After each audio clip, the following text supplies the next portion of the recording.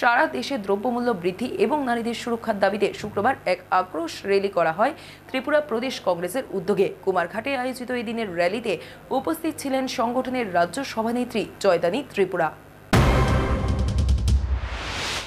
সর্বভারতীয় মহিলা কংগ্রেস কমিটি গোটা দেশেই নারীদের সুরক্ষার দাবিতে এবং দ্রব্যমূল্য বৃদ্ধির প্রতিবাদে বিক্ষোভ কর্মসূচির ডাক দিয়েছে।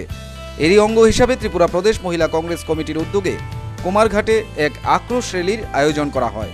র্যালিটি কুমারঘাট কংগ্রেস অফিস থেকে শুরু হয়ে কুমারঘাটের বিভিন্ন পথ পরিক্রমা করে। র্যালিতে উপস্থিত ছিলেন সংগঠনের প্রদেশ সভানেত্রী জয়দানী ত্রিপুরা, সাধারণ সম্পাদিকা পূর্ণিমা চাকমা সহ অন্যান্য নেতৃত্বরা। এদিন কথা বলতে গিয়ে সংগঠনের প্রদেশ সভানেত্রী বলেন, বর্তমান মোদী সরকারের আমলে গোটা দেশেই নারীরা অসুরক্ষিত এবং রাজ্যেও একই চিত্র পরিলক্ষিত হচ্ছে।